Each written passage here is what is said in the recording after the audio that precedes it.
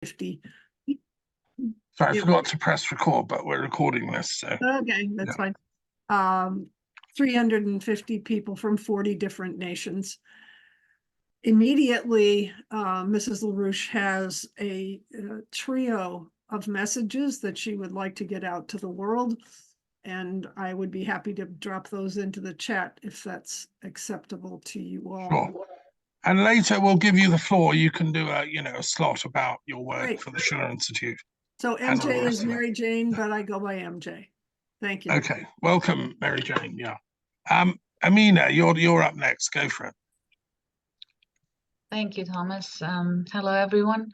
Amena Sediqi-Aini. I'm currently in San Francisco Bay Area in California. I was born and raised in Afghanistan and came to the US when I was 16. So peace to me has a very deep meaning. It's not just a wish and prayer, it's a yearning of my soul, if you will.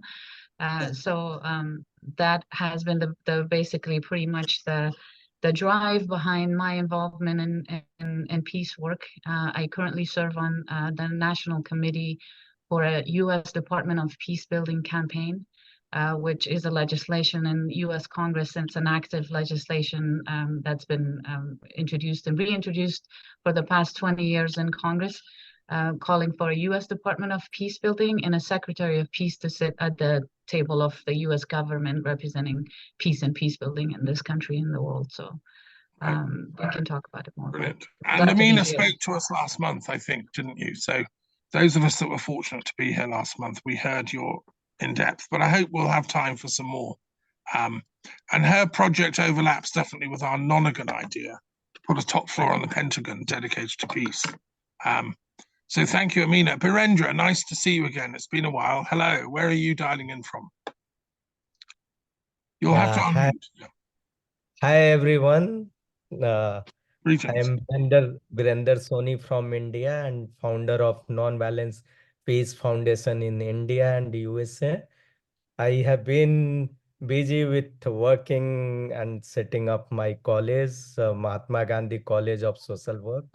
In 2022, we reached out and enrolled 997 students.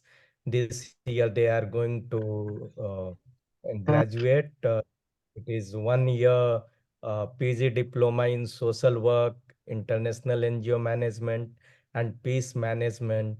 I can see some of people from different network. I am also part of IPC, and I am associate with Dr. Thomas from 2017 itself, from beginning of World Intellectual Forum and now World Intellectual Wisdom Forum. So I am active in my field for a long time, but many times I miss monthly meeting, but I will try to join every time from now, from New Year. Happy New Year to everyone. Thank you. Good. Happy New Year resolution. Yeah, excellent. Susan, welcome. Do introduce yourself.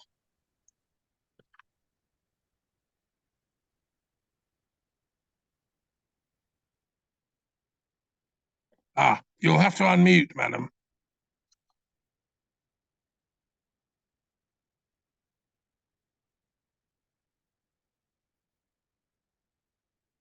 Well, let's go on to Sean whilst you're figuring that out. Sean, can you unmute and introduce yourself? Welcome. Yeah, good evening, Thomas, and good evening, everyone else. I'm based here in Dublin, or near Dublin in the Irish Republic, and I've been working with Thomas over a number of years. My background is in peace studies, the study of peace. I taught a peace studies course for 20 years, and I've been active in various peace organizations and environmental organizations.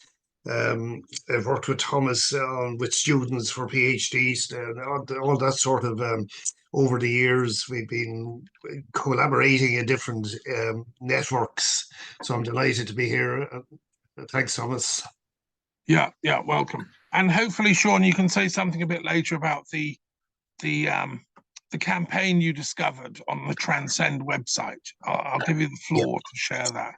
That's Yes, yeah. important. Let me Okay.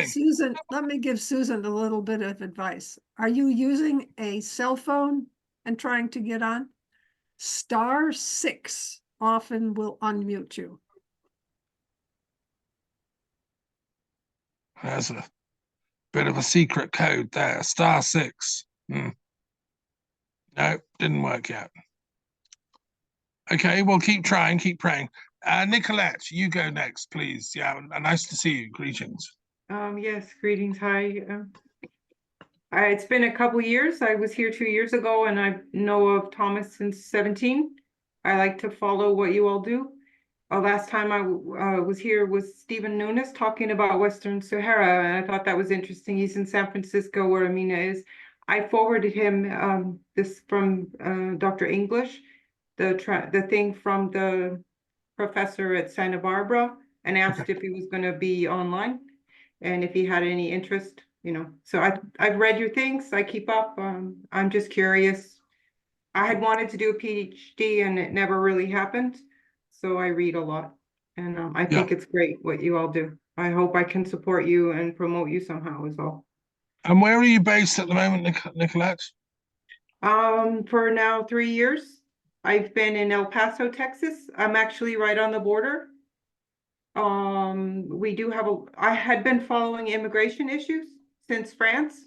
You know, I was in the Maison de l'Europe in my city in France, and then I went and settled in Greece for 3 years. I wanted to look at the refugee situation, maybe teach English, and nobody wanted an American or me. It never worked out, but I took Greek with refugees. Solidarity Now works with the city of Athens, and they had free classes. I could walk 30 minutes there, and I met a lot of people. I heard their stories. It's same thing in France, you know. Met a lot of stories. So El Paso is right on the edge, as you say. Yeah, and here it's been going Texas. on here, but I'm sorry, I don't really know how to plug into the groups. I volunteered in the summer with a food bank. This is a city 80% Hispanic. 35% are food insecure. It's a poor city. It's very blue for American standards. It's not like the rest of Texas. We're a different time zone. It's its own world. It's very interesting. So we have 4 bridges to Mexico. I thought I would go. I've been twice, you know. There's many people, they have family on both sides. So it's a different culture, and I'm a little more comfortable here than the rest of America for now. Yeah. Okay, no, that's fascinating. Thank you, Nicolette. And yeah, I just want to give her a plug. When she came to visit me here in France, I discovered she's from the ancient village of Sparta in Greece. I was terribly impressed about that because Sparta, you know, is quite important in European history. And it did some good things. It did some bad things. But anyway, we salute you, madam. Well done, Nicolette. Yeah. Yeah. I researched for you on the Lipsian fields. We need that courage dedicated to peace and to healing, you know, instead of war. Okay, thank you. I'm on unmute now. This is Susan. Yeah, well done, Susan. Hello, madam. Do introduce yourself, yes. Yeah, I'm Susan Seeds, and the person from San Francisco. I also, maybe you were there when Dennis Kucinich introduced that bill for Department of Peace 20 years ago. And yeah, I've been working for that as well, protesting peace activist. I'm with Thomas on a monthly restorative circle, and we're both. Are you going to India also in January? Yeah, I hope so. I'll say a little more about that at the end. Yes, yes. Okay. Yeah. Yeah. All right. So that's enough. I'm on my way to Sedona. I'm in Arizona, so I'm on the road. I may lose connection, but I'm going to try to hang in there with this. You're not driving, I hope, are you? A friend of mine is driving. Okay, good. That'll be a bit dangerous. Yeah. Okay, welcome, Susan. Yeah. Kim, hello. Nice to see you again in Glasgow. Greetings. Do introduce yourself. Hi. Thank you. So yes, so I'm in Glasgow in Scotland, and I met Thomas. Actually, I believe Thomas, the first time we met was at the first Scottish National Assembly, which happened in 2003. We've not had one since. However, I work with unheard of methodologies that are very much to do with more communitarianism than it's not socialism. It's working with ideas such as sociocracy, as well as other kind of mediation tools, plus a whole mixture of other things. Like there's a lot that I do, as I'm sure all of you yourselves too. And so I'm working with visioning as well, of visioning the world that I would like to, visioning the world that I am building and creating in different capacities. But unfortunately, my phone is about to die because I don't have the charging cable. So I think I'm probably only going to be here for the next like maybe 5-10 minutes. So just to say that. But the other part is that Thomas, I will send you an email, but I'm going to India in 10 days myself. Oh, how long are you staying for? Until the end of February. Oh, well, then you must come to our Jane hosted conference in Mumbai. I'll email you the details if you're free. Come along. But I'm actually going to a training for a health and well-being, and so I'm working with a man who is called Rakesh. Rootsman Rakesh, who is a permaculturist, international permaculturist, and is working in a whole mixture of things. So, okay, yeah, well, yeah. So it's exciting times, but I just feel really blessed to be able to make this call and just see some lovely, friendly faces, and just know that we're all working from all these different corners of the world. And thank you, Thomas, for bringing this together, and thank you so much for your email. I do really appreciate it. So thank you. If there's time, I'm going to put you on first. You can say a few minutes about sociocracy if your phone hasn't died, all right? Because it would be good for them. Yeah, yeah. James, welcome. The beard is looking very impressive. You look like Father Christmas. Do introduce yourself and unmute.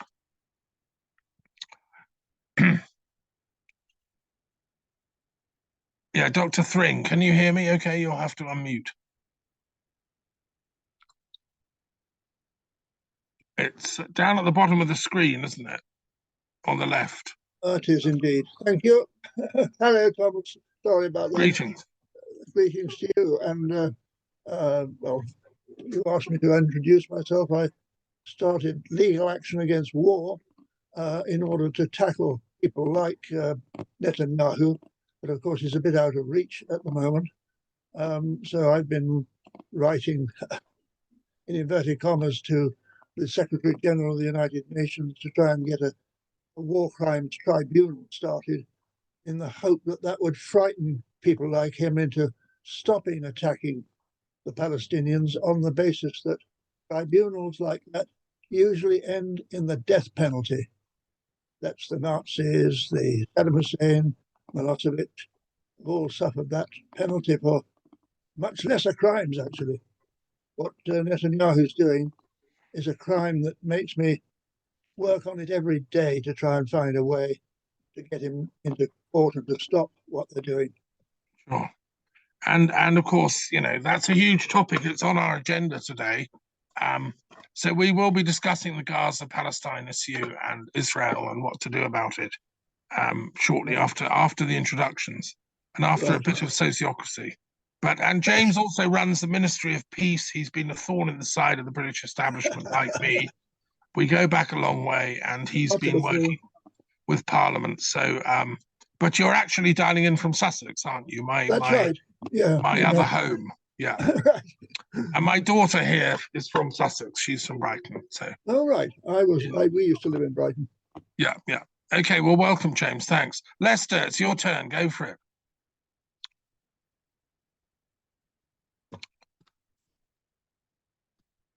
There we are.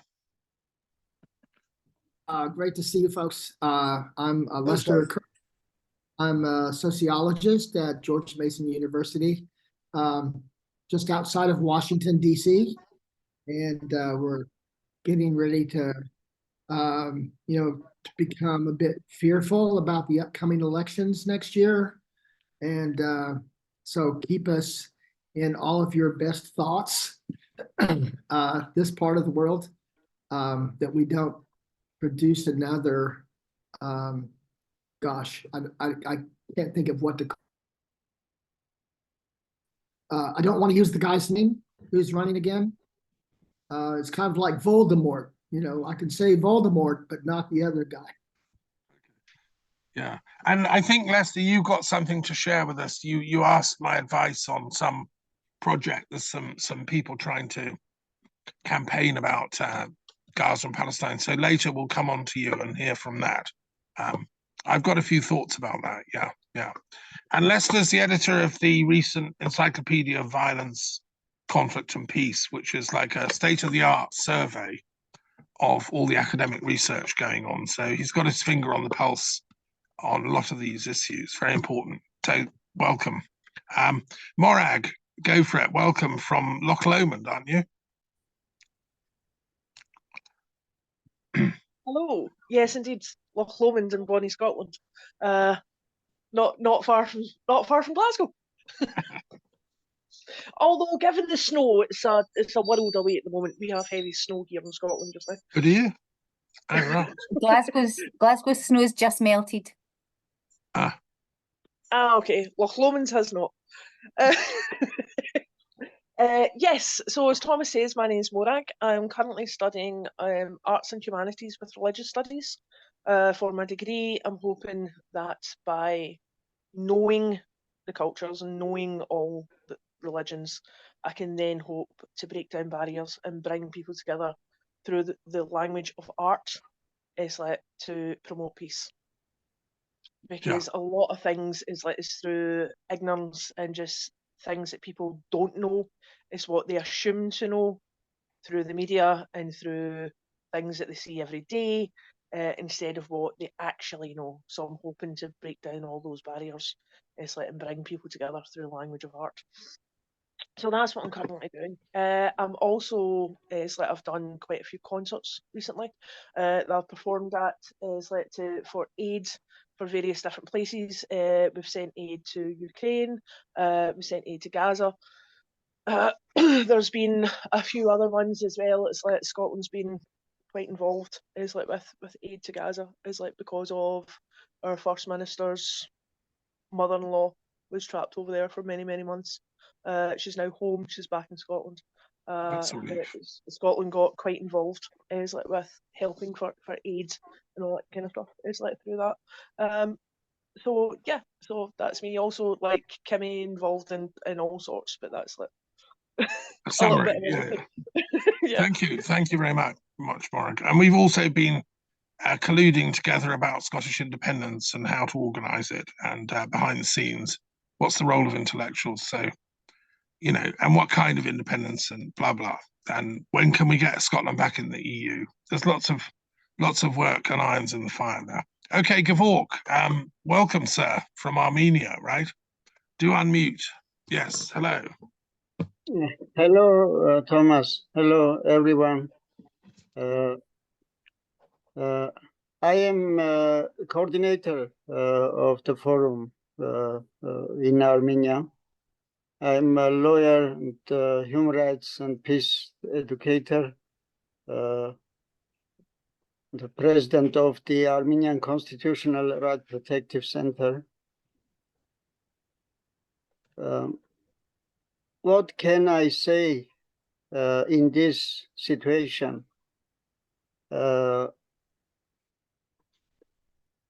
world is in crisis, in different spheres, and also in the sphere of law, international law. International law doesn't work, and we haven't any rule of law. Actually, this is fact. And I think that we should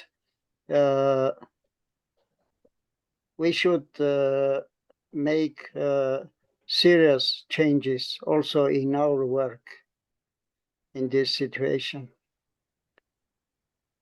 Okay. Thank you. That's important. Yeah, no, that's a huge issue. That if Pufendorf, the founder of international law, was around, he'd clap and say, "Yes, please, let's do more thinking, deep thinking about law, and Kant also, and Grotius. You know, these are the guys I grew up admiring, and I'm shocked, like you, to see whole nation states just ignoring international law. It's as if it doesn't exist, you know. So we've got to do something about that. So you're right. Thank you, Gevork. Okay, Dr. Mishra in India, last but not least, for the Voice of Scientists, do introduce yourself. Hello. Hello, Thomas. Thank you. Good evening to all of you and my good wishes for the new year. I'm a practicing scientist who has now retired from active service. And my interest now is how education can be reformed, and that will help to prevent violence and also sustain peace. Most of the time I think about it, that education is the key to improving the situation of peace in the world. So this is just my thinking, but I have no very active role. My sphere of activity is confined to my thinking. And Thomas, thank you. Yeah, but you're still president, aren't you, of the Asian Radiation Association? You still have some fingers in the pie.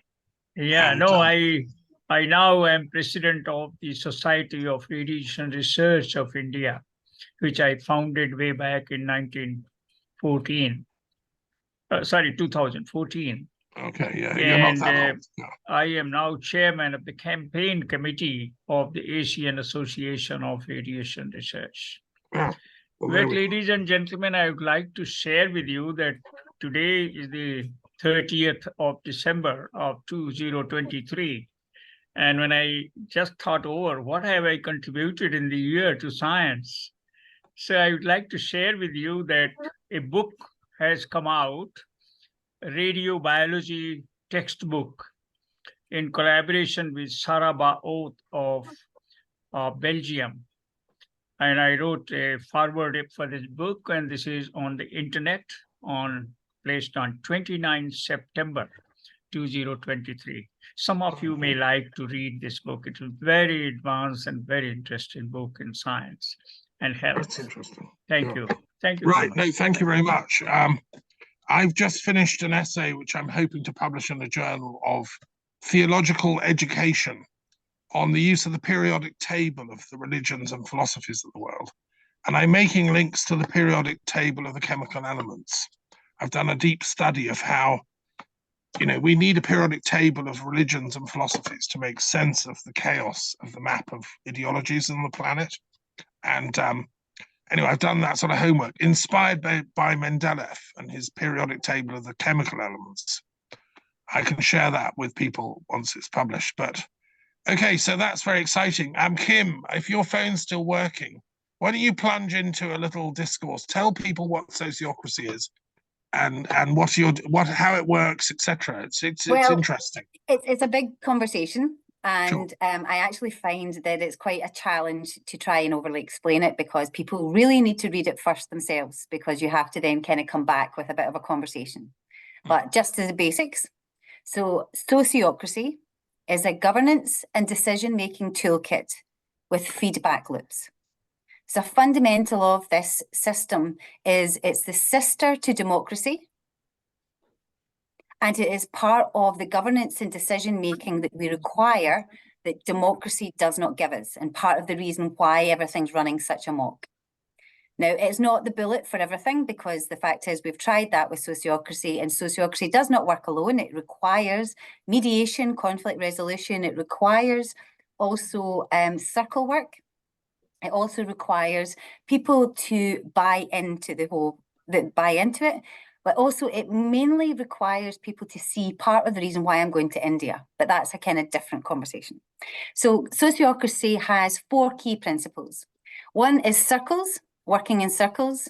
Second is consent, not consensus. And anybody that thinks consensus and consent are the same, I'm sorry, you need to find some other ways of understanding what consent and consensus is. Consensus is not the same as consent is not the same as consensus.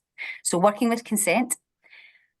Also transparency as another key part of it. Efficiency, which also comes with the transparency and efficiency. And the last part is double linking. So it's like your heart. It's an analogy that's given by John Buck, one of the international specialists, is that it's like a heart, is that if our hearts only had blood coming in, it would explode. And so that's where we have with governance, is that it requires the information to not just come from the top down, it requires the information to come from the bottom up. And part of the reason I believe that most of our problems that we're happening is because there is no voice from the bottom up. And so the last part is this double linking, which is a way of connecting people in formal positions, which come from the top down, and those that are elected through the people, by the people, for the people, from the ground up. And I'm not talking about politicians, by the way.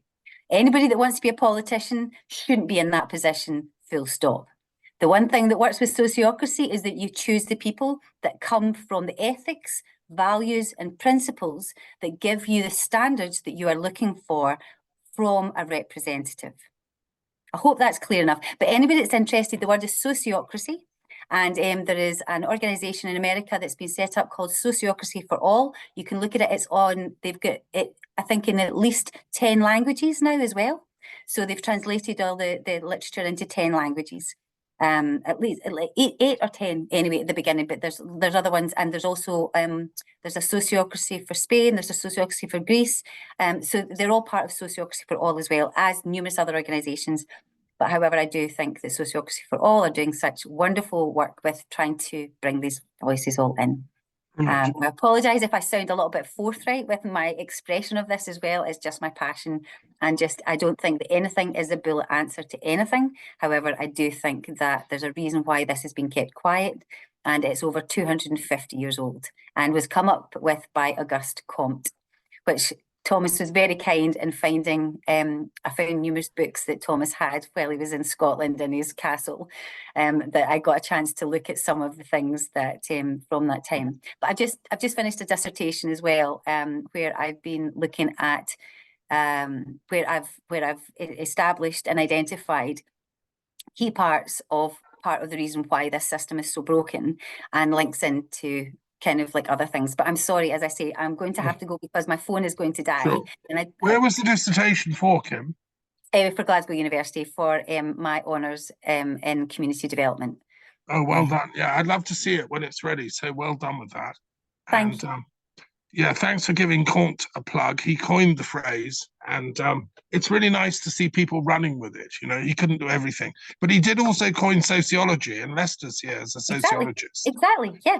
And that's the beauty of it, because he said that sociocracy wasn't the time when 250 years ago, he said that it wasn't, people weren't ready for sociocracy, that they were only ready for sociology. And sociology was part of the transformation of the mindset, because ultimately the work that I do and the work that I'm interlinked with is to do with paradigm shifting. And so it's also to do with cognitive dissonance, as well as understanding where we're complicit. And so part of what I look at in my dissertation is also about how we are actually complicit in part of our reconditioning. But ultimately, I believe I'm doing a lot of work with Steiner as well, and anthroposophy. Right. But there's also a part where we're actually, how this time is all about trauma, and whether it be ancestral trauma, whether it be personal trauma, and it's all this kind of linking into it. And this is where sociocracy actually helps. And I would love to tell you more. I mean, come next month if you can, or if you're in India. Yeah, but the part of the reason I'm going to India is because they have a program there, two different things that they've been running now for 30 years, and Lester, you would love that, or I'm sorry, was it Lester that was the sociologist? Lester Kurtz, yeah. But the thing is, they've actually changing their culture by using sociocracy in southern India. So I would love to tell you more about that. Okay. When you come back, please do. Yes. Okay, thank you very much, Kim. Has anyone got any comments? Lester, do you want to comment? Have you come across sociocracy yourself at all? And has anybody heard of the word? Or is anyone else? The term, our founding father, Auguste Comte. But website, and I'm putting. I can't hear him. Thanks for. Yeah, sorry, your connection's a bit bad. Wait till your connection comes stronger. Yeah, come in on a different line or something. But yeah, and there's also in Washington, they've started a political party in Washington that's using sociocracy as well. Ah, okay. Well, that's very exciting. Just to give it a plug, since we're on the French thing, Vive la France. I've just been to see the film called Napoleon by Ridley Scott. Now, I recommend people to see it because, among all kinds of other things, he was a kind of intellectual, Napoleon. He was a mathematician. He founded the Grande École in Paris. He went to Egypt with a whole bunch of scientists, and through him we got the hieroglyphs translated, because one of the people that did it, Champollion, was able to do it because of Napoleon's trip. And he was a Freemason, a member of the Grand Orient, as were many people at that time, intellectuals. And Napoleon, his vision of Europe was totally different to what it became. Like, he wanted a kind of EU. His mistake was to invade Russia, which wasn't ready for it. And that was like a catastrophe, utterly. But watch the film. It's a brilliant movie by Ridley Scott. And Kant was in the train of Napoleonic France, the intellectual work, this idea that you could begin the world anew, that you could continue with the best aspects of the revolution, but drop the worst aspects. So Kant was a revolutionary, as was Napoleon, but they didn't want chaos. They didn't want social breakdown and the terror. They wanted some kind of order, and where was that going to come from? That's what Kant was looking for. And in his own way, that's what Napoleon was planning for. But anyway, see the movie. It's a masterpiece. Ridley Scott is a great director who did Gladiator. And of course, the media hate it because they don't like anything to do with ideas or anything that's French. In the British-speaking world, they don't like France. But sorry, Okay, thank you. Let's move on. So look, we've got to discuss this Palestine-Gaza thing. It's important. Maybe we look at that first on the agenda. And it is a real challenge to international law, isn't it? We need to discuss that and the Ukraine-Russia war and the situation in Armenia, which Gevork has been monitoring and can update. So we've got 3 ongoing catastrophic conflicts. There's also Nigeria, which has just killed, I don't know how many Christians in churches as a Christmas present, sort of fanatical guerrilla types who self-identify as Muslims, think it's a good idea to kill Christians on their Christmas holidays. Gosh, it's a bit crazy. So I've got a message. Let me read this out about the Israel war. And this is from our Israeli coordinator, who's called Gila Haron, who couldn't join this meeting, but she asked me to read this. So I'll read it. We can discuss it. You can disagree with it. You can agree with it. She's an intelligent woman trained at Hebrew University. She's a psychologist. And she's exposed to 24/7 Israeli media, which tells it from their angle, right? In their eyes. So it's interesting to listen to how the intelligent, but maybe not specialist, Israeli intellectuals see it. Glenn, welcome. We're just sort of starting. We've done our introductions and stuff. Okay. Do you want to just quickly introduce yourself? You've just joined us. We've done a go round, but you're the last to come in. So tell us who you are. Okay, my name is Glenn Martin, and I'm president of the World Constitution and Parliament Association that works for democratic world government under the Constitution for the Federation of Earth. I'm a retired professor of philosophy and religious studies at Radford University. Right, and Glenn has addressed our forum several times, and he must be tearing his hair out also about the wars that we're dealing with. And it's such an affront on the whole idea of international law and let alone global governance. We have a commission of good global governance. It's like the opposite in a sense, isn't it? Anyway, why is it happening? Okay, here's what an intelligent Israeli thinks.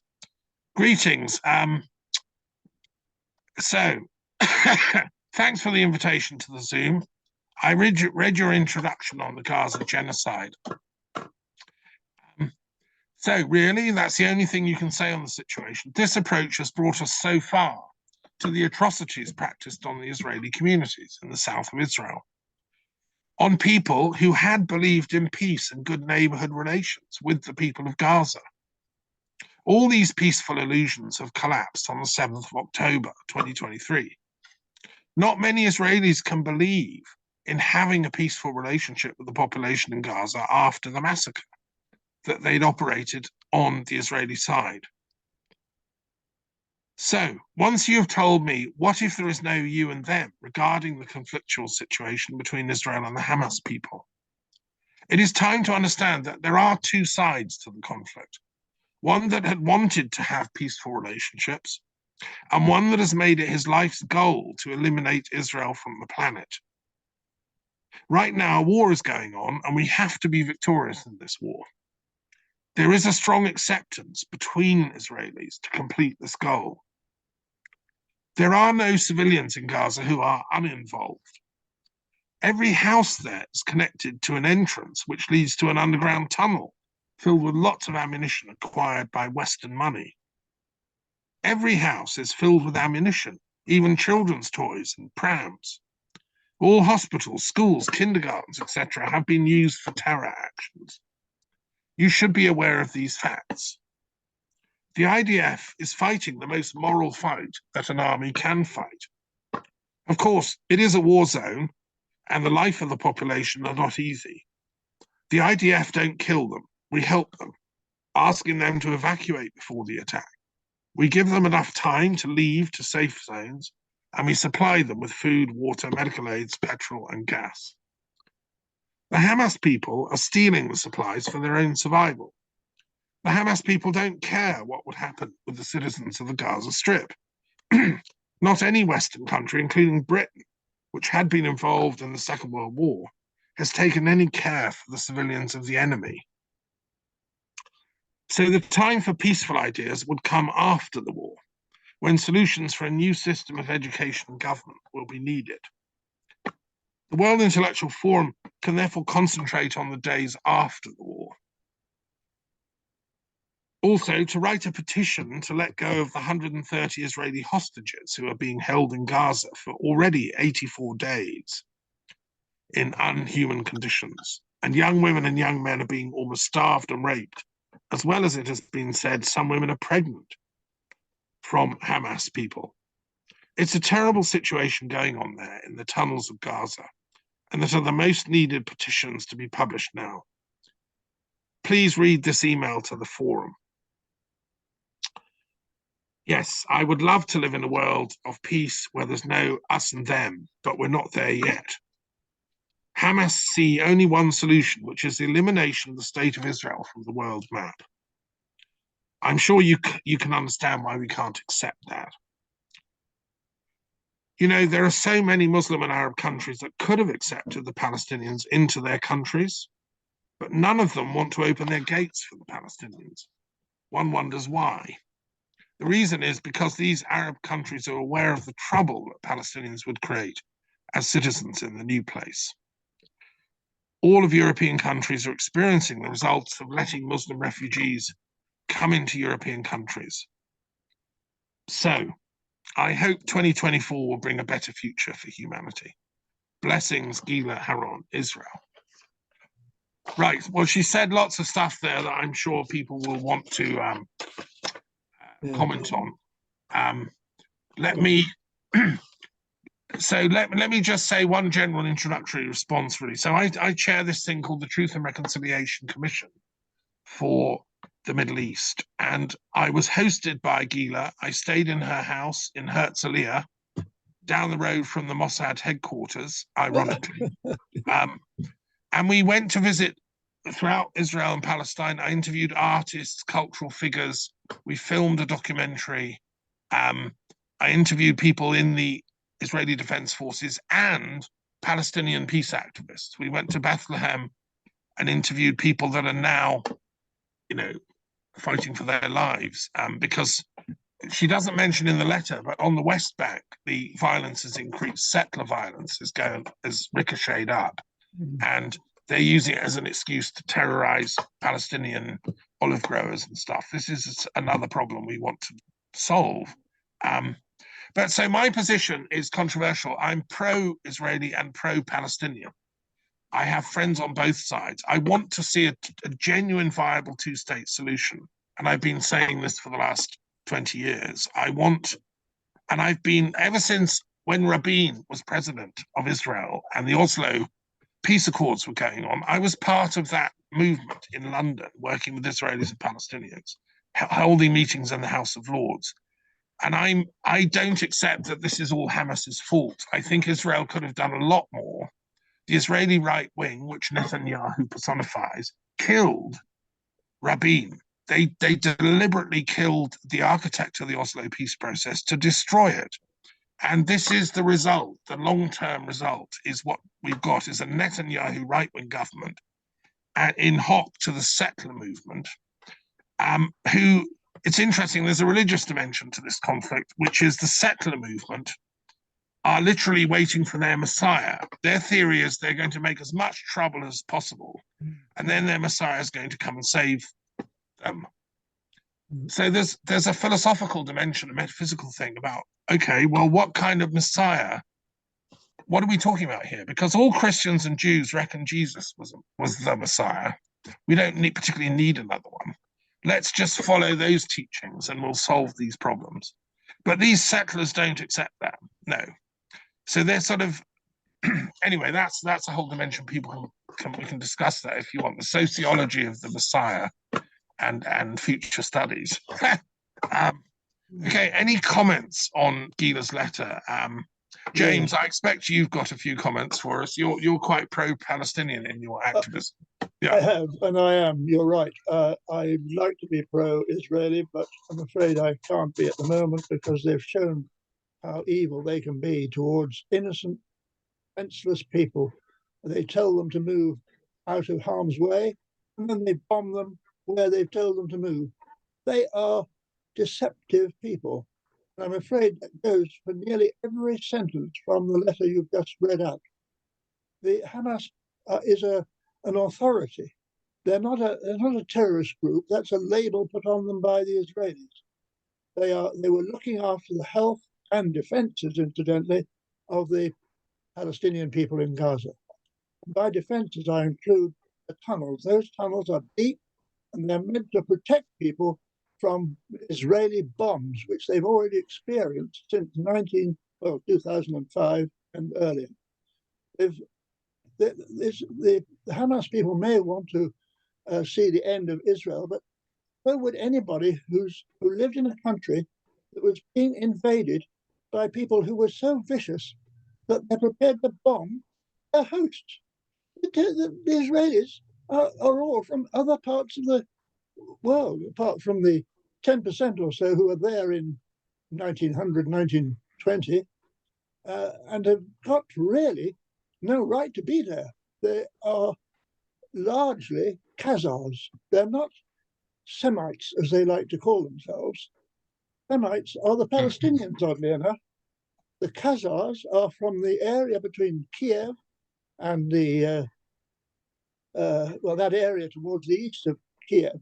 Well, that was Kerstner's theory. Yes, I know. The 13th tribe, he called them, the Khazars. But yeah, they're not the 13th tribe of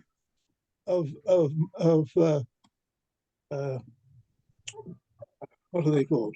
Well, no, they converted. The Khazars were a Turkic people who converted to Judaism around the time Russia was being formed. That's the point. There was as a historian, I agree.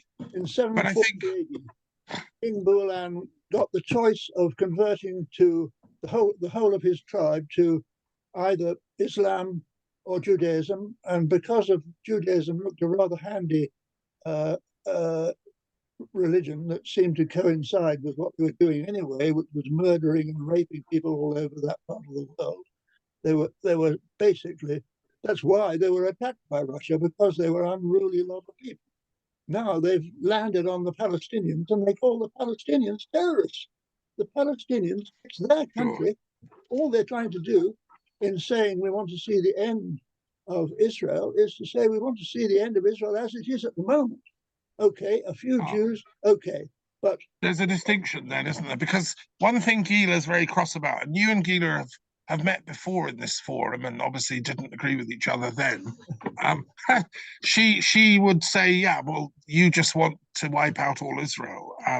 But what you're saying is, no, you just want to see it change, right?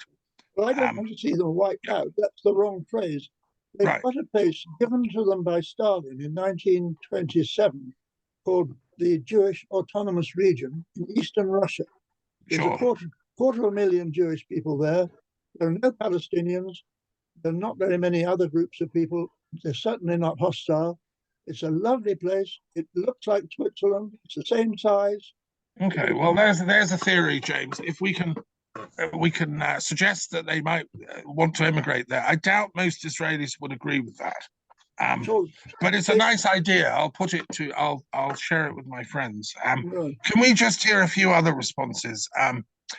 Glenn, you've been sort of, what's your take on the war and how can we solve it? Let's focus on solutions here. What's the answer? Yeah.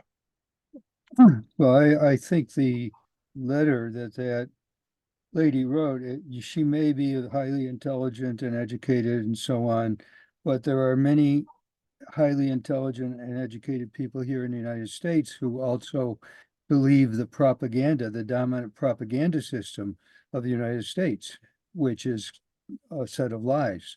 And I think it's exactly the same with her. Sounds like she's repeating the propaganda system that she's gotten from her environment there, which is wrong on every point, right? The Israelis have treated the people.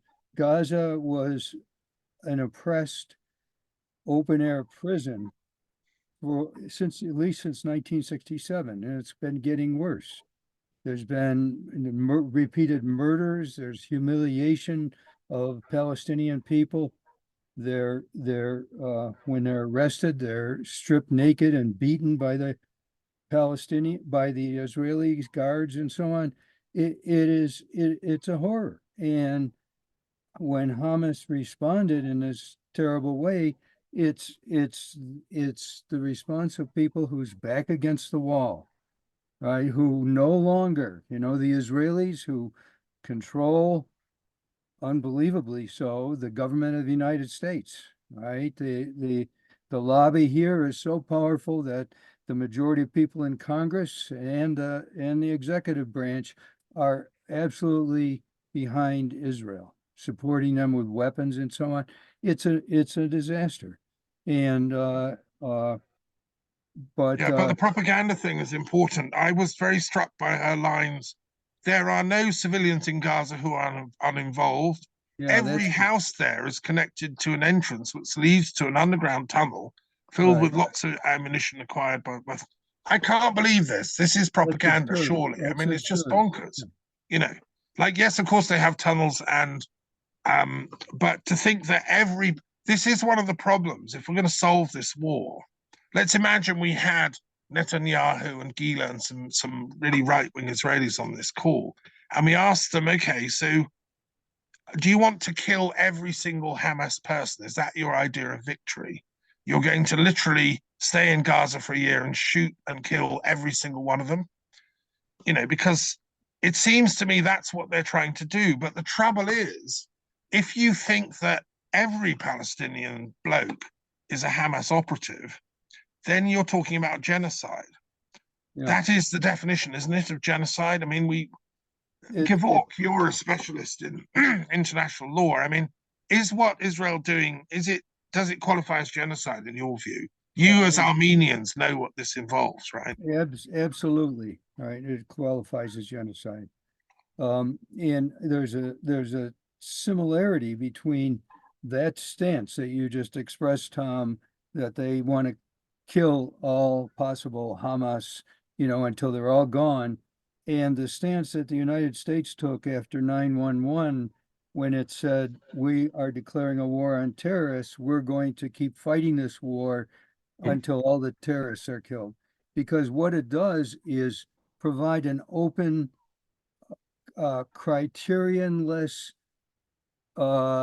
passage for perpetual murder of whoever you decide is not with you, right? Whoever's not with me is against me. So it's an open-ended to say we're just going to keep killing Hamas. It's an open-ended permission just to keep murdering without any checks on it. Which is shocking for us. But it's brilliant for the military-industrial complex that make the weapons, the drones, and the high-powered equipment, the bombs. It's the military-industrial complex loves these open-ended wars. It's just, I mean, this one is dialed toward it almost, you know. MJ Freeman, you had a question. Go for it. Well, response. I absolutely agree that we have to get above this conflict. And it's ironic because I watched one of since I was invited by my friend Clarette to come in her stead today. Yeah. That it was one of your recent forums in which the Peace of Westphalia was discussed. That is the only way to deal with this. You can't have decades and decades of oppression, warring, killing, etc., and have anybody win. There is no solution that way. This is why Mrs. LaRouche, who founded the Schiller Institute, issued a Christmas statement, which was then, in fact, echoed by Pope Francis. And then if you put it in the context of Reverend Dr. Isaac's Christ in the Rubble Christmas lament, if you haven't seen it and listened to it, you must. Okay. Because people understand, we could go on day and night discussing the horrors that are ongoing. Every morning I think of the Warsaw Ghetto. It has to stop. Yesterday, the International Court of Justice announced that the one country that has finally met its obligation under the Genocide Convention is South Africa. And I would just show you, we have a pamphlet we put out a number of months ago, which is, I don't know if you can see that, but colonialism is over. Yeah. Why? Because these nations, the BRICS nations, Brazil, India, Russia, China, and South Africa, have come together. They've begun to build the world as opposed to blow it up. They all individually are behind the scenes actively organizing for peace, trying to resolve this insane, horrific genocide that's ongoing. And what the Schiller Institute has done is initiate what's called retool for peace. The military-industrial financial complex is run by the big banks of the City of London and Wall Street. That's who makes this policy. And whether the war is in Ukraine or Syria or Gaza or Haiti or Sudan recently, it's just part of, we have to keep this looting of the population going if we are going to keep the military-industrial complex going. So we have issued a recent statement, fact sheet, going through who those major manufacturers are, who owns them, and how to move to retool. All of those companies also have a scientific side. Why not retool it? We did it during World War II. FDR retooled the auto industry and we were making weapons. Well, you can go the other way. And every one of those companies has a science driver division, which can build the high-speed rails that nations need, the water systems. In my country, America, right now, if you go live in Jackson, Mississippi or Flint, Michigan, you can't get a clean drink of water. So it has to be, you have to deal with this from the top. So given all that, I'm, you know, the spirit of Bandung is what we are looking to revive. The countries of the global south are going that way. It's time for us to organize the world to do exactly that. And that's why we hold an International Peace Coalition meeting every Friday. What I'm going to do now is, just because I know everybody needs to have a chance to speak. Oh, I would say one other thing about the BRICS. If you look at the BRICS Plus, which was the result of their August meeting, they admitted 6 new countries, one of which has now declined because they voted in a right-wing fascist in Argentina. But the other countries, 4 of those 6, or 4 of the 5, all are on the border of the Israel-Gaza conflict. That's Saudi Arabia, Iran, UAE, and Egypt. Those nations are now ready to join the BRICS, and there was a plan, in fact, Netanyahu nixed it, for economic development for Israel, because I absolutely agree it has to be a two-state solution, and it has to be peace through economic development for both Palestine and Israel. So I'll drop in the chat a couple of these things. You can please take a look. I'll also put my email and be happy to speak with anybody who'd like to get in touch. And unfortunately, I have another meeting I have to get to. So I'm going to drop this in and I'm going to leave. I'm sorry. Did you say, can I just ask before you go? Yes.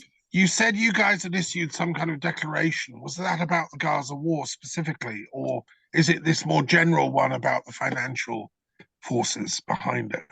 It's both. It's both. I mean, it addresses the fact that this genocide has to be stopped. And thank you, South Africa, for filing under the Geneva Conventions, which almost all nations, not every one, are signers to. Biden is in violation of the Genocide Convention, as are most other leaders right now, which was the point that, without saying the Genocide Convention, Dr. Reverend Isaac made in his Christ in the Rubble lament. So if you put the links, if these things are on your website, put the link in for people. I shall. And thank you so much. Thank you so much for your contribution. Let's go to Sean English next. You've had your hand up for a while. Go for it. Comments to the letter and anything else. Yes, Thomas, thanks for reading out the letter. I'm not sure how to respond to it, but it's very disappointing. I think if that letter had come from some right-wing ideologist within Israel, I'd accept it, because, I mean, the propaganda in Israel is fiercely, from what I know is happening, the mainstream media in Israel. But it's from someone within our group that has talked to us as intellectuals who are addressing a question of peace on a global basis historically.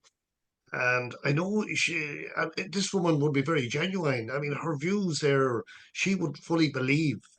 This isn't, it may be propaganda at a group level, but she individually believes that every individual in the Gaza Strip, it deserves to be killed or something like that. And that's very disappointing from our perspective, because you have been working to promote intellectual analysis of conflicts, and you've got all these people in the group, including myself, and it's so disappointing when I can understand it to a certain extent where she's coming from, because, I mean, that attack by Hamas on this, I mean, it was an appalling tragedy for Israel from their perspective.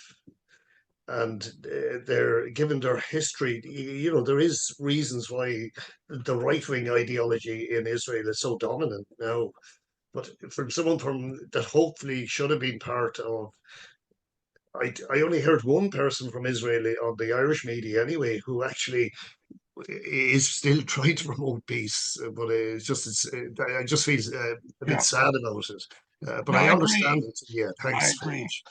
Thank you very much, Sean. Yes. I mean, I've known Gila for years. We met at a conference in London trying to create a network of wisdom schools. the paradox of this. You know, she's a great believer in peace and wisdom. And what she pointed out to me when I stayed with her in Israel twice now was the constant rocket firing from Hamas. I think people outside of Israel don't realize how annoying that has been. You know, they've been firing these rockets by the hundreds, which, okay, a lot of them are shot down by the Iron Dome. They don't kill many people, but it's a constant, you know, fear and worry, and people have to go and live, take to shelters. For all we know, she's in a shelter right now speaking. So I do think the international community, that's us, should have addressed this issue sooner. We should have got Hamas talking to Israel. And I think America and Britain and other countries should have done more to facilitate the peace dialogue that we needed to prevent the rockets and to prevent the breakout that we've seen. Obviously, they've been planning it a long time. I've often wondered, and we have several Palestinian reps on our intellectual forum, they hardly ever come to meetings, right? And I've often been very frustrated. Where are my Palestinian colleagues? Why aren't they participating? You know, they've been invited again to this meeting. Well, it's a big question. You know, how can we get dialogue going? I don't know. Lester, you've had your hand up very patiently. I hope your sound is better now. Which computers? Can you hear me now? Yeah, it's fine. Okay, good. Yeah, my wife had my good computer, and I convinced her to let me have it back. Although I'm in a bit of trouble here because I'm not supposed to have meetings on the weekends. Oh dear. Well, this isn't a meeting. It's a gathering of friends, tell her. This isn't work. It's intellectual pleasure. Okay. Well, I felt like it was important to come to this. You know, I appreciate this, you know, this effort. I mean, obviously, I think, you know, most of us on this call are, you know, very sensitive to the atrocities having been done to Palestinians over the decades, and certainly have, you know, leanings toward the Palestinian cause. I have a dear friend. Actually, my wife asked me one day, "How's Nachman doing?" I said, "I don't know." And she says, "Well, why don't you call him?" So I did, and Nachman, and we spent about an hour on Zoom with Nachman and his wife Etty, and they're both born and raised in Jerusalem, and what they used to do, they're, you know, culturally Jewish but not very religious, and every Friday night, I don't know if they still do this. I want to ask him if they still practice this. Every Friday night, instead of going to the synagogue, they used to go to a Palestinian restaurant in Jerusalem. And, in fact, there's an item on the menu named after Etty, Nachman's wife. And they developed a very close relationship with the owners of the restaurant there. And Nachman said, you know, I'm pulled strongly in two directions. And I think that ambivalence, you know, of people of Israelis like Nachman who have, you know, long supporters of the Palestinian cause and quite aware of the atrocities. Although they also, one of their nephews has gone to his aunt's house because they have a shelter in the home. And he said, he's 7 years old. He said, I'm going to leave the shelter when the war is over. He refuses to leave the house. So there's this kind of trauma that's being created. And of course, those atrocity stories, I mean, it's not, I mean, the house is still there, right? It hasn't been bombed into rubble. And, you know, I mean, we can't really do an effective comparative analysis of the atrocities. But the problem is that these atrocity stories that circulate through the culture that appear in, the letter that you read to us, produces sort of seemingly endless violent conflict. And can I mention my request for advice at this Yeah, point? please do, because this is important. Yeah, Lester, do explain what you asked me. Yeah. Okay, I got invited to a meeting yesterday. I was called by there's a thing called the World House Project at Stanford, and one of my former students was involved. He worked many years with the King family, and there's this project they're calling it the Legacy Gathering. And the main people behind it is brought together by Al Sharpton, who many of you probably know, civil rights activist. But it includes Ela Gandhi, granddaughter of Mahatma Gandhi from South Africa, and Martin Luther King III, Dr. King's son, and Makaziwe Mandela. And they're trying to develop some strategies for addressing the war, the current war, and also, for longer term peace prospects in the Middle East, and kind of using their celebrity status, right? Because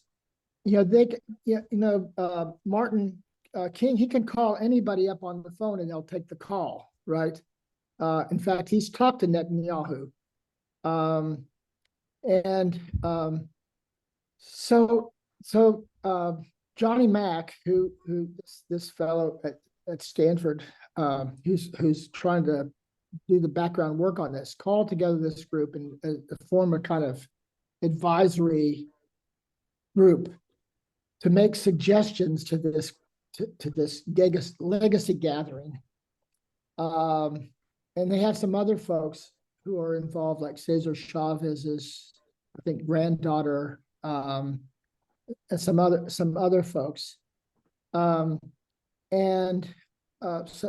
we've been asked, and now we're going to start meeting weekly to come up with some suggestions to them. So first of all, any suggestions that you might have, and they're also wondering who else should be involved, who should be invited to this group of sort of, they don't want it to be, it's not like a huge group. But they wanted to sort of provide ideas and advice to this small group of legacy folks as to what they might. They're willing to go to the site to make declarations, to have some kind of, they want to have some kind of major event that involves people, and to try to get some kind of large public attention worldwide. Right. Talked about how to use those events to build some momentum, some movement momentum, to put pressure on the powers that be, that have obviously everybody, people in charge, pursuing their own interests instead of trying to bring. Well, that's really exciting, Lester. Thanks for sharing that. And to put pressure on both Hamas and the Israeli military and their government would be brilliant. So I would suggest the way to go is, you've heard what Lester's asking. If you have some suggestions or ideas yourself personally, like just put it in a paragraph and send it to me, and I'll forward it on to Lester, and we could maybe put a page of suggestions. I'm sure Glenn and Sean and others on this call, Amena, will have ideas. Practical things that can go in a paragraph, like what could make a difference here. And we could do that on behalf of, we can all sign them as the World Intellectual Wisdom Forum, and Lester can be our link there. Can I just ask clarification? Is that Mandela's son or grandson or daughter or what? You mentioned granddaughter.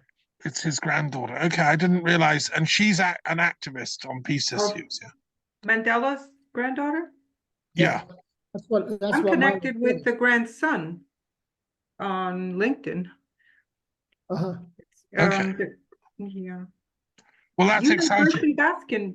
I'm not sure. Can I ask Lester? What do you mean by legacy people? You know, Reverend Al Sharpton. What kind of people are you looking for? Thomas, you know Gershon Baskin, who's been talking to Hamas regularly, right? Well, I don't know him personally, but I know of his work. Okay. Yeah. I was in contact with him in a Middle East Peace Forum after 2008 or so. They were always on the Indeed. phone. There was an active group of people always talking and trying. I don't know. Is that He'd the be a kind of good person you want? person because Gershon he's from Baskin? the area. He's from the area. He's Israeli British. Yeah. And also Reverend Dimitri Raheb, who's a Palestinian Christian, used to be the head of the Bethlehem Church, Lutheran Church. He is a liberation theologian, Christian, from the Palestinian perspective. You know, he's a brilliant thinker and intellectual. But recently, Israel stopped him flying out of Tel Aviv. He was arrested and, God knows, harassed. He's a man of nonviolence and spiritual wisdom.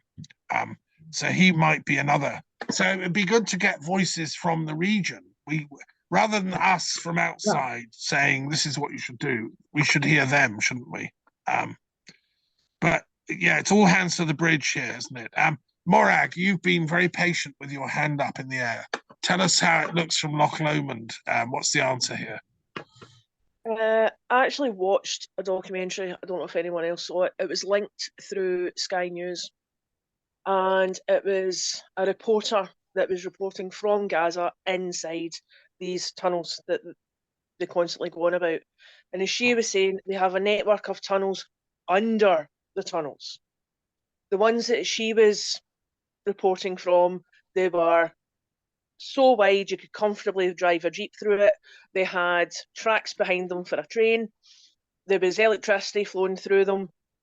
As she pointed out, it doesn't matter how many times they bomb above, they will not get to them below, because there's a tunnel of network miles and miles and miles and miles stretching a lot further than what anyone can possibly imagine.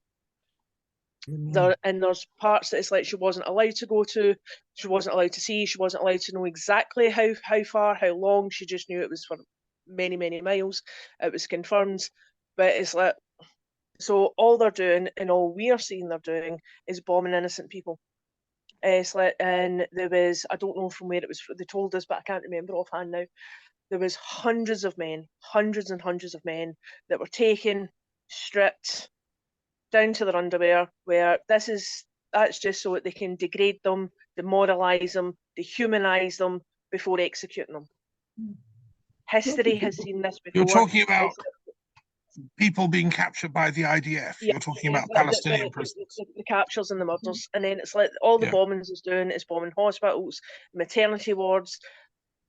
What's a baby going to hide inside their nappy? It's like this is just propaganda and lies and things and all the rest of it that media is being used to fuel, and media should not be allowing themselves to be used that way, but they are.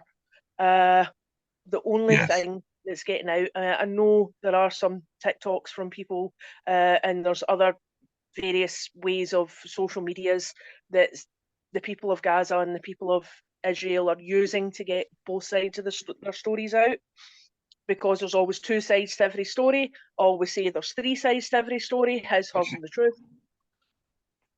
But it's like, until there is a proper ceasefire, not a pretend one, not a thummy one, so it's like to appease the world leaders, it's like to go, look what we are doing, it's like, isn't this fantastic? It's like, this part is safe, and then bombing it anyway to kill everybody in the so-called safe zone. That's not a safe zone if you're going to obviously anyway. Yeah, it's a distortion of the terminology. Ceasefire needs done, and proper discussions need done, and until that happens, it's like all they're doing is exterminating a people. Yeah, which is genocide. That's what it's turned into. It's turned into, however it began, it's turned into an extermination of a people. That's right. Sure, it's shocking. Yeah. Well, I'm going to get back to Gevork. He's got he's got a question hanging over him as to the law on genocide. He's our legal expert here. But Amena, you've had your hand up very patiently. Do you want to contribute at this stage? What's your solution to this tragedy? Because you lived through the Afghan war. That wasn't exactly a walk in the park, was it? Correct. Thank you, Thomas. And it's a very enlightening conversation. I appreciate everyone's perspective on it. For me personally, I share the same concern that Sean had, that this individual that sent you the letter, if this was a extreme right-wing Israeli person, it would be much more understanding. But coming from somebody who is an intellectual and somebody who collaborated with this particular group, it's shocking to me that they would have these particular views. In the fact that they were boiling down, and I'm sure I haven't met this individual. You mentioned they're a very highly intelligent person, and I believe that. What shocks me is that they were boiling this whole conflict to the October 7th event, as if that happened in a vacuum. And we all know, just looking at history, that this goes decades back. And the original, in order to fairly and justly look at this issue, you have to go back in history and see how this problem originated in the beginning. And as what James was mentioning, I agree with much of what you were saying, James, that this goes back to the long time, decades-long occupation, oppression, and humiliation of a group of people that's resulted in the events that happened today, which was horrific. What happened on October 7th, obviously, anybody with humanity would disagree with what happened to the Israeli people on October 7th, but let's not be naive to look at it as in a vacuum, as a one isolated event. And that's what I noticed. Her letter was primarily focused on the events of that day. So that would be one point of view. And honestly, as somebody who, like you said, comes from a conflict or a war zone, from Afghanistan, who's been in a war zone for the past 40 years, consecutively. There's never, one of the things she mentioned, I think, in her letter was that, after this war is won and they overcome and are victorious, then they will talk about peace. That's where I see the flaw in this whole argument, because there's no winners. In my opinion, somebody who's, almost my entire lifetime, I've lived in a war zone. There's never winners in a war, as we all know. There's no winners, there's all losers. I mean, and just in Afghanistan, Russia was not the winner. The US was not declared the winner. At the end of 20 years of occupation and trillions of dollars later, they handed the government back to the same government that they went to war with. So we know there's never winners in any war, and have been a survivor of that same thing. And so to say that we have to wait till we're victorious is naive thinking. And there's never, this is the only solution to any conflict is political. There is no military solution to any conflict. And like everyone was saying, the only people that win truly are the weapons companies and people who have financial gain from war. That's it. That's the only winners in any war, in my opinion. So I appreciate everyone's perspective and just wanted to share my 2 cents as well. No, that's really important perspective, Amena. Thank you. And you're right about the problem with the media we have. It's not necessarily, deliberate, but it's the short-term perspective of the media. That's why it's called news. Things have to be new to get on. One of the best British journalists who worked for the BBC during World War II, a man called Alvar Liddell, was the voice of the BBC during World War II and a friend of Churchill. He wrote an article called The Olds towards the end of his life. He was a philosopher among media people in the BBC, and he said, it's not the news that is important, it's the olds. And there's no room for the old stories in the current setup. What you're talking about there, the long history of Palestine, the British Mandate, the Nakba, as it's called, and the whole thing is not known. It's not spoken about in the Israeli media. They don't get the olds. And I just want to raise, this is another thing, which is the deliberate wiping out of history or memories. What Israel has been doing is bombing the libraries in Gaza, destroying the university. And as a scholar, I'm a devotee of Mnemosyne, the muse of memory, and the 9 muses, her daughters. I love libraries. I live in a library. Look behind me, you know. Like the thought that you deliberately target the collective memory of an entire people by bombing their libraries and their bookshops. Palestinian bookshops are being bombed, deliberately targeted. Now that's, I mean, that is sort of memory side, if there's such a word. And that is it. You know, I wish it wasn't deliberate, but it's looking like it's deliberate. In which case, we have a very important job as scholars and intellectuals to keep the memories alive for these people. You know, I mean, I've been to Palestine, Israel. I've met intellectuals on both sides. The Palestinians have incredibly rich, deep memories of culture, of their language, of their history. They're profound people, and many of them are Christians. This is the other thing that people in the West don't understand. You know, they're the original Christians, actually, the Palestinians. Christ himself was from a Palestinian Aramaic-speaking background. So yes, and I want to share a word with you. You know, we talk about long COVID, and it's a bad thing. We don't want it. It's a terrible thing. I've coined a word called long truth. We're suffering from a shortage of truth on the planet. As a philosopher, that's like Gandhi said, and you know, we all know John Burton, who founded the school Leicester teaches at. He had this thing about communication, and lack of truth is the cause of conflict. So we're suffering from a lack of truth. Well, what we have to get is long truth. Like get the really deep perspective, what they call in French intellectual circles, longue durée. The history of you know, great annals of time. And that includes, you know, it was raised, somebody mentioned en passant 9/11. Yeah, okay, let's go back and look at the books, you know, because that's, to me, that was a dishonest attack on the collective memory of the world. I'm the first historian to write an attempt at a history of 9/11. And it's not possible because it's been wiped. You know, to write a real history of what happened on 9/11, we'd need the police records, the radar, air traffic control, you know, the whole thing. But we don't, as historians, we don't have access to it. So I can't do my job as a proper historian anymore. And that annoys me. But anyway, I don't know. So there's, can we ask Gevork to comment, both on the question of genocide, you were saying international law is broken down. What can we do to revive it? And, you know, I think South Africa is trying to take Israel to the International Court of Justice for genocide. Can you give us an update? What's going on there?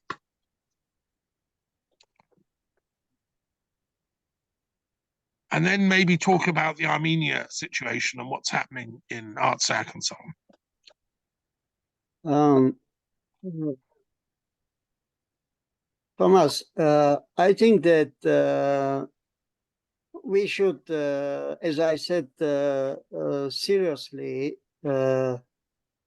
think about reforming our approaches and our methods of our work, because during the last years we have adopted different statements. We had many meetings, discussions, and the situation we see, the situation is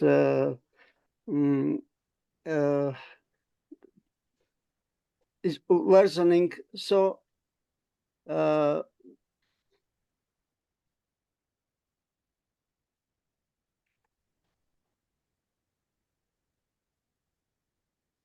I think at least raise, we can raise the issue of responsibility. How can people kill openly, state that they will kill all,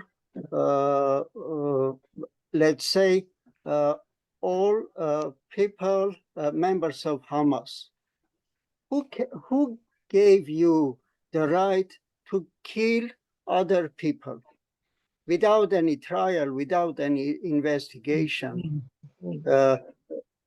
How can you decide that this man is criminal without any trial? So this is a real crisis of the international law. And one of the main obstacles of this crisis, for this crisis, is the institute of the permanent members of the Security Council of United Nations, because they have the right of veto, so they do what they want, what according to their political unclean interests. One of the example is Artsakh, Nagorno-Karabakh. 3 months ago, Azerbaijan occupied the whole territory of Artsakh Republic, which was much more democratic state than Azerbaijan and even Armenia, my country, which has not, which did not take any step to protect our people. And actually, Azerbaijan considers that they have solved the problem.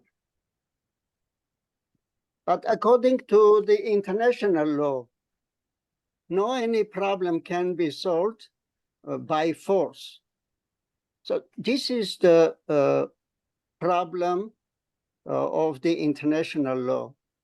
And I suggest that we raise this issue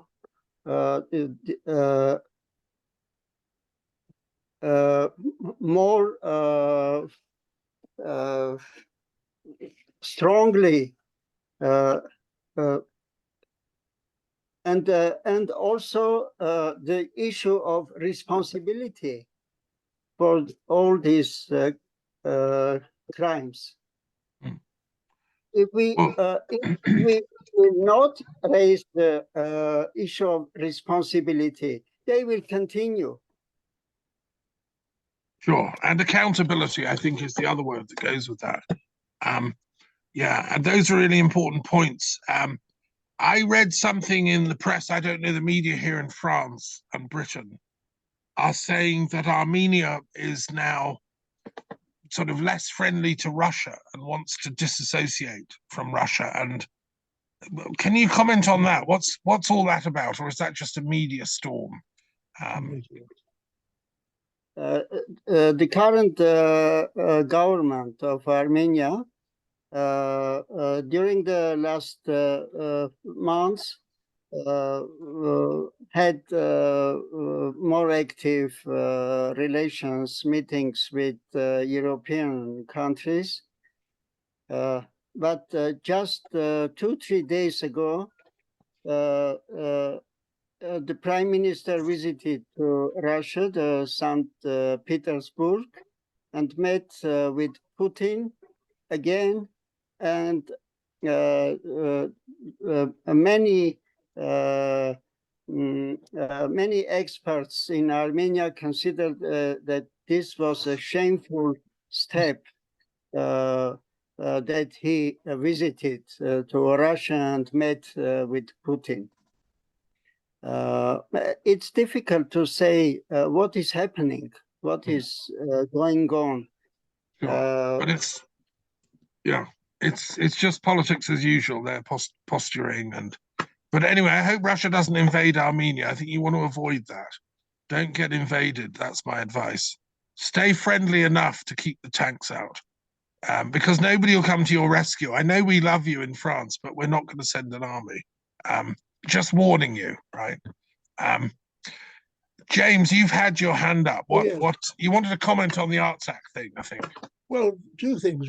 One is that the United Nations is been controlled, as Gevork said, by the United States. But there is a clause in the United Nations Charter, it's number 27, section 3, which says that parties to a dispute forfeit their right to vote on the Security Council.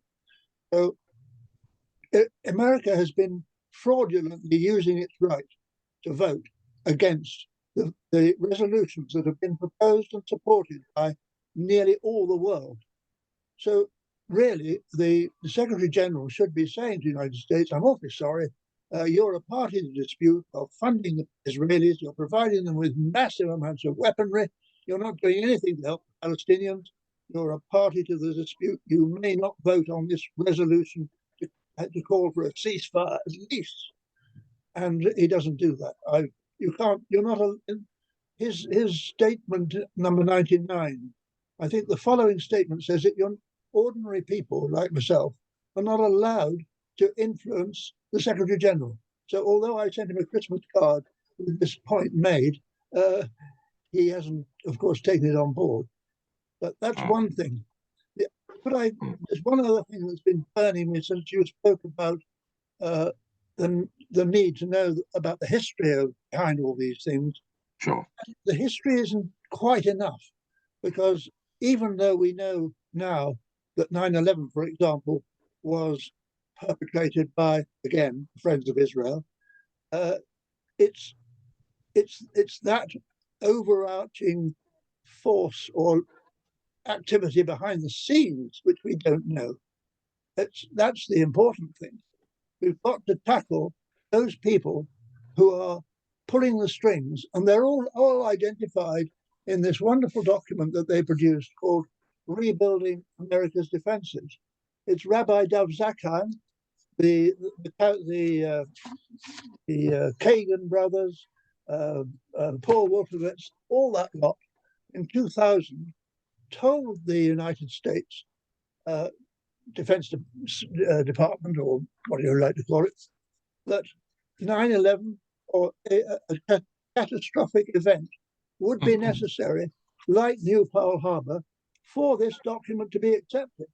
And what this document says is that America is going to have to invade 7 countries. They're all the ones that they have invaded. So it's not a conspiracy theory. Except Iran, they haven't had the courage, and thank God. Except Iran, yes. Yeah, they haven't dared go in, and we hope never they will. Yeah. Well, I'm afraid they might, but well, I'm going to stop them because I'm a research fellow of an Iranian university at the moment, and with the force of Ali and the spiritual energy of the Sufis, we hope to persuade them to do other courses. I've got a question for my American friends. There's a few Americans on the call. Glenn, you can answer if you want, which is, like, I'm a great lover of America. I was born in Montreal. I'm a North American myself. And I used to love this idea of America was neutral and independent, a sort of force for good. I'm one of the old school, right? And it helped in 2 world wars and blah, blah, blah. Why can't America go back to that, being a force for neutral and actually seeing it as in her self-interest to promote peace around the world?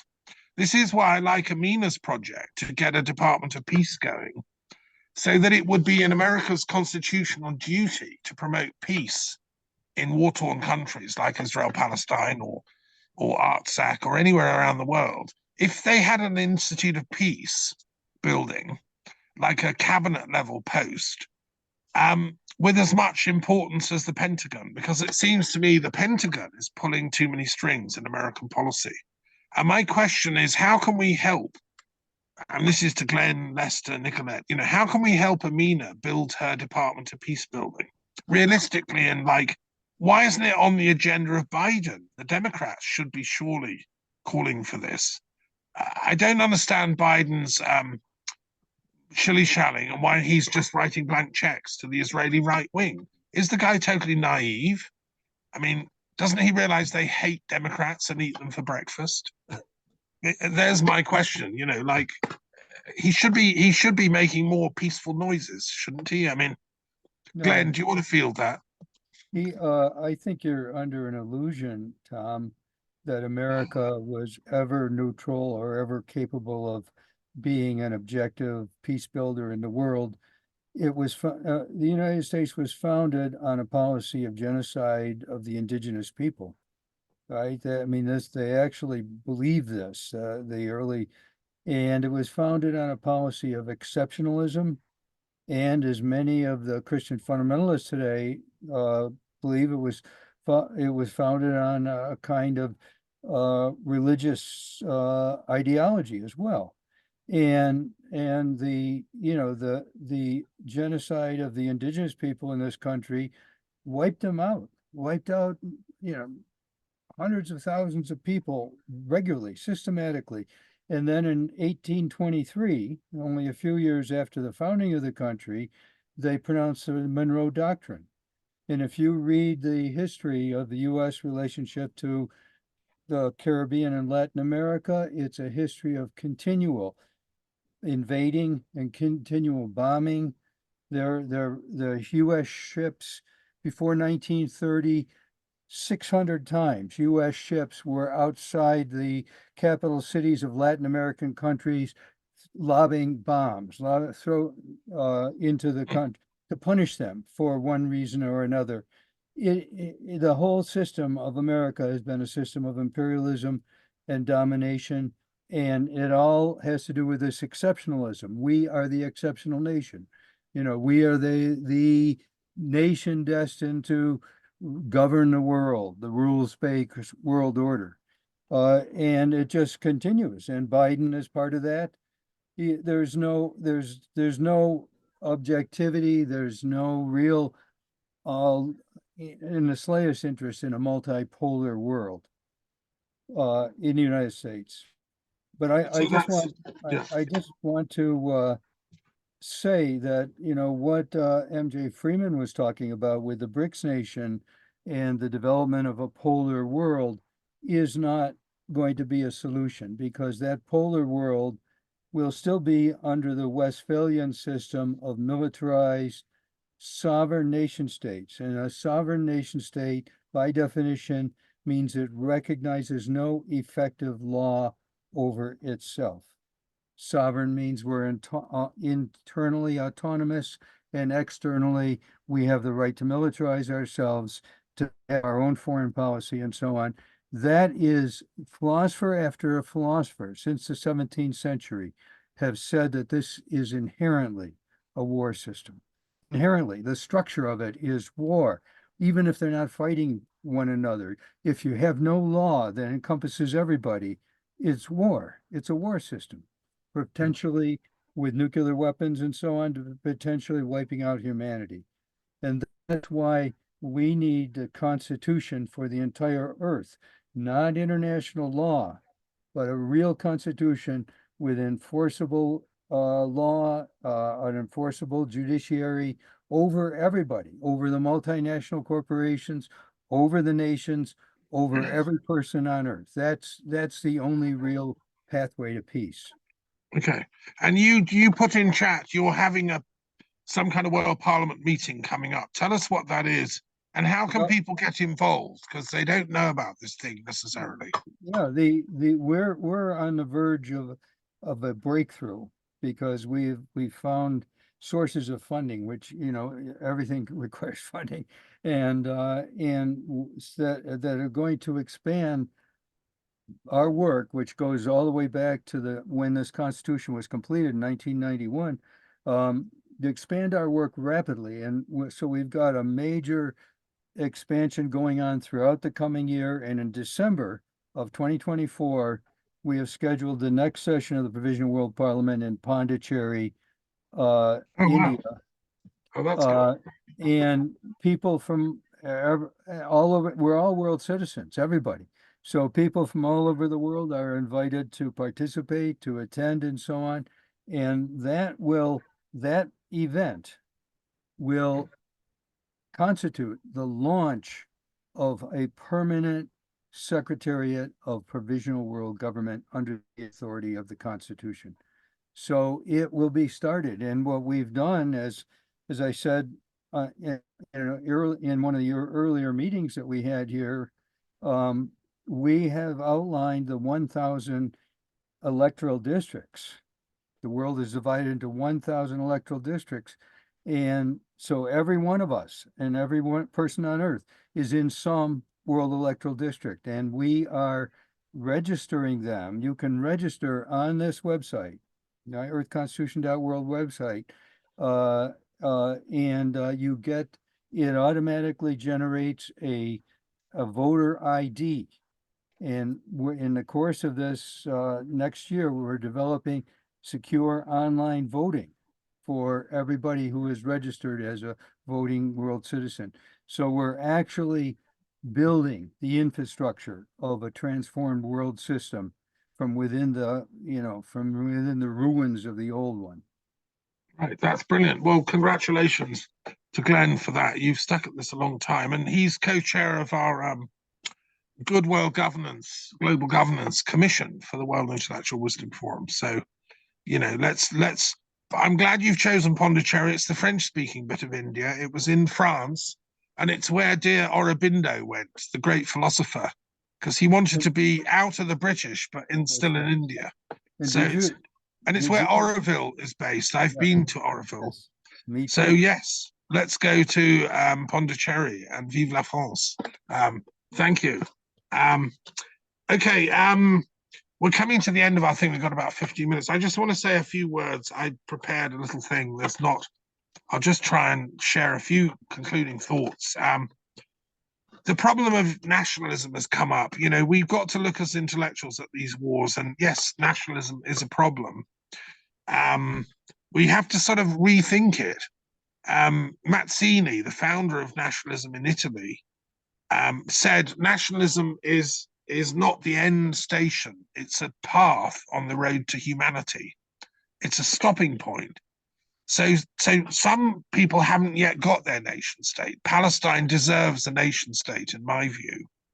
But it doesn't stop there. We go on to claim our universalism, our universal human nature, what Marx called the species essence. It's at the heart of all of us, right?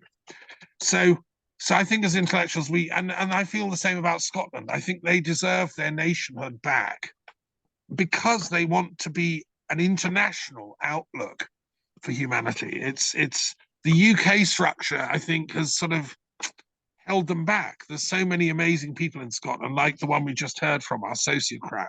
They're visionary people. And I support this idea of having a nationhood which then goes in the direction of humanity itself.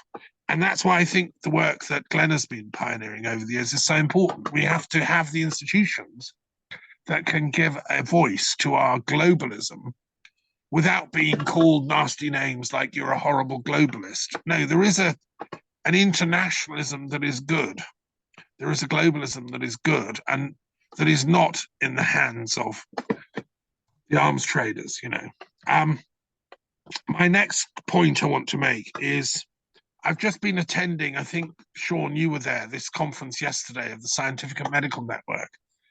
And they were talking about, they've written a new book about what they call upshift from the current paradigm, which is all about separateness, different disciplines, different branches of knowledge. They're still working in academia on the billiard ball model of knowledge. It's very Newtonian.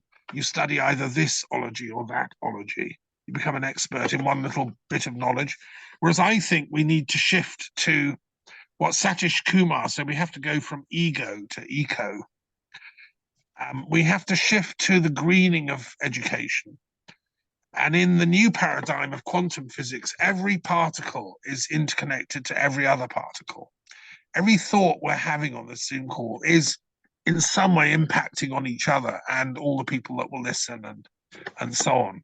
And so, and I think we need to therefore reformulate our academic structures. We have to encourage interdisciplinarity, transdisciplinarity, and see the interconnections. That's why I've produced my periodic table the world's religious and philosophical traditions, which most of you have seen. Can you pass me one? Is there one there?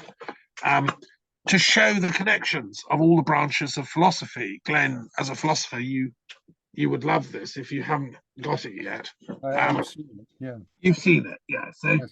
so this is just like, this is the founding charter of the interdisciplinarity of all possible knowledge. You have the sciences, the natural sciences, philosophy, all the different religions, Jainism, Shintoism, Buddhism, Judaism, plus the pagan and primal traditions, the indigenous traditions, which, as Glenn said, tragically, the American founders didn't understand its wisdom. Although I do want to say, put a good word in for Thomas Harriot, who learned the first Algonquin language. He brought tobacco smoking back to Britain, and he was the founder of lots of scientific and algebraic tools, and he understood the importance of indigenous, epistemology. So what they're talking about, scientific and medical now, is a sort of noetic transformation of humanity. We have to be the thinking, transformative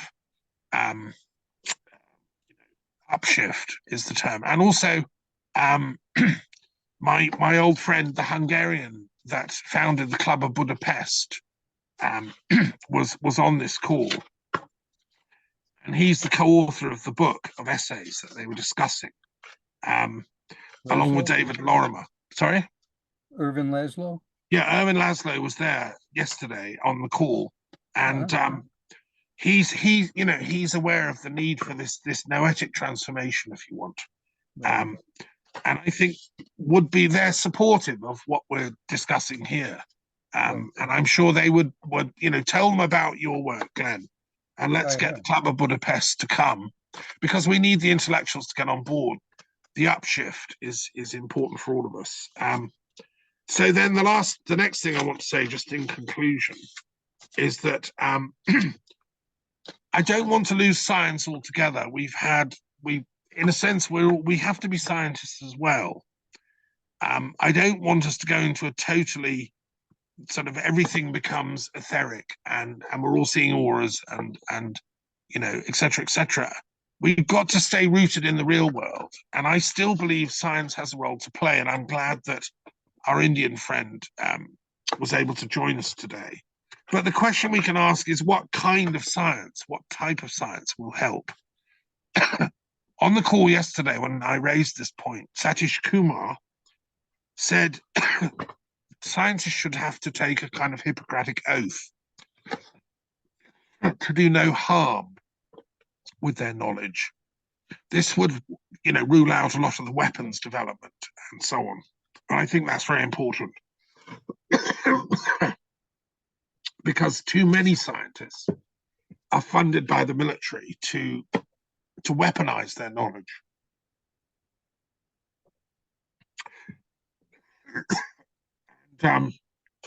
So making no harm, which is the principle of ahimsa in the Jain faith, at the core of science, I think would be a progress. And that leads me to another point. Back in the 19th century, progressives like us, we loved the idea of scientific socialism. This idea was very much something everyone wanted to identify with, because they wanted a society that worked for everyone. They called that socialism, but they wanted to be scientific about it. I think Marx didn't get the sums right. I've said this before, but in my critique of Marxism, he didn't realize the role of militarism and capitalism. They're like the twin beasts of the apocalypse we're up against. You cannot defeat capitalism or transform it and humanize it if you leave militarism unchecked. Because what he left out of Das Kapital, and I've written a commentary on this, was the importance of technology change is powered by weapons development. Marx never once mentions in Das Kapital the role of military technology development and capital formation. And it's a huge blind spot, because what we're seeing is and we've talked about this, you know, who's behind these wars, Ukraine, even now the Gaza one, and the Artsakh one, are the weapons makers who are testing their equipment and getting paid fortunes, whilst most people are struggling to survive. Well, that's military capitalism in operation, and we have to challenge that. We have to therefore have a real fresh look at scientific socialism and rewrite it so that we put peace back at the heart of it and realize the links between capitalism and militarism. And if we're going to have a global parliamentary democracy, how are we going to tackle the arms companies and the financial institutions that benefit from military capitalism? Let's not be naive, you know. Yeah, how are we going to do it? I don't know, question mark. This is what the EU was supposed to be doing, and we were trying. And then what happened is the military capitalists have declared war on the EU. And they got Britain out of the EU and did their Brexit deliberately because they don't like the fact that we stand for peace. And so, you know, and because they own the media, which is all digital now, and they can control the media, so they can brainwash people into thinking, oh, the EU, it's a horrible thing. No, it's not. It's a peace thing. Discuss. How do we do it? I mean, the EU would love to know. Answers on a postcard. Okay, the next point I want to make is some people, and this came up yesterday in discussion, look to technology for the solutions. They say AI is going to solve everything. You know, technological, increasing sophistication will solve the problems. I don't think it will. And this was the point made by the Scientific and Medical Network yesterday. I think we need HI, which is human intelligence. There's no point going down the transhumanist thing where we all have chips stuck in our brains to make us clever. If we're not clever in ourselves, it's our spirits, our souls, our minds that our educational institutions, our universities and schools should be improving. And finally, and this is my last point, we need DI, which I call divine intelligence. That's the influx of like a spiritual opening to the higher powers, whatever you want to call them, God, the gods, the noosphere, but differently. So previously it was like a prophet would download something and say, do this in the name of this. But no, we've all got to get access now. This is the upshift collectively as humanity we need. And I call this the transpersonal shift that we can access collectively. And great thinkers like Jung and Ken Wilber have shown us how that's our birthright. We are intelligent. We have this divine knowledge. So let's embrace that collective universality of spirituality. And that's what I call DI. That's how we'll get to peace, I believe.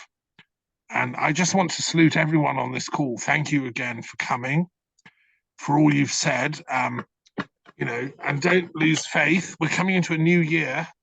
Let's keep going. Have a great New Year celebration. And let's pray that our words and our work make a difference. I'll put this up, we'll record it, and try and, you know, get it out there, spread the word. Any final thoughts anyone would like to say? Any happy Christmas messages, happy New Year stuff? Now's the chance. James, you'll have to unmute, sir. You're muted. Not really a happy New Year message. It's just an endorsement of what you just said about the need for human intelligence. I think that's lacking in universities and schools. We are not teaching the basic elements of human intelligence. There are things like imagination, inventiveness, initiative, and those are the sorts of things which, if everyone had a training in those, they'd be more alert to the politics that they're being subjected to, because they'd be imaginative enough and incentivized enough to counter what the politicians are doing for the arms industry, for example. And coming back to that point of yours about the arms industry, the simple answer, in inverted commas, would be for Parliament to rule that lobbies should not be permitted. Now, it sounds a bit unlikely, but it's the answer. The arms lobby in the Parliament, our Parliament, and probably in America too, I guess, so strong and so persuasive that it overrules everything else. And it does, as I think Glenn said, need a peace lobby. If you're going to keep the arms lobby, then there should be a peace group or ministry. I started a ministry of peace, but of course it's gone absolutely nowhere because the Parliament doesn't want it. But that would be a counter to the arms industry, not nearly a big enough one because it won't be funded by anybody, whereas the arms industry is. And that's another sad reflection of democracy. Well, no, thank you for your work, James, over the years. And I also did 30 meetings in the UK Parliament towards a peace department. And I will live long enough to see it in the UK and the USA. We are going to get our Nonagon that Amena wants to build. I want it symbolically on top of the Pentagon, the top floor, which has got a budget as big as the Pentagon dedicated to peacemaking and hosting events like we are having and supporting the work of visionary global parliamentarians like Glenn and so on. You know, that's what we're doing here. So anyway, thank you again for coming. It's been a pleasure and an honor. Thank you. See you at the end of January. Let's hope there's progress to report. Oh, can I just say, by the way, Sophie, my daughter was purring with pleasure, James, that you're saying the education should be more about imagination. She's a musician, artist. She's coming from the arts place. And yeah, it should be in all the schools. That's why I work with the Delphic Games, reviving the Delphic Games. I suggested that to my university, Cambridge University, that they set up a faculty of intelligence, human intelligence. They didn't even want to know about it.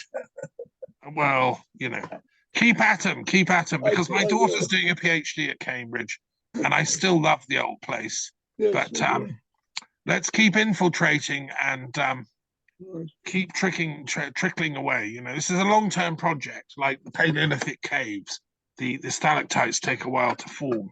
Wisdom is a long-term project. Okay. Okay, thank you again. Thanks, Lester. Thank you, Thomas. Thank you. Tell your wife thank you for letting you come. It was great. Okay. Ciao. Happy New Year. Happy New Year. Blessings.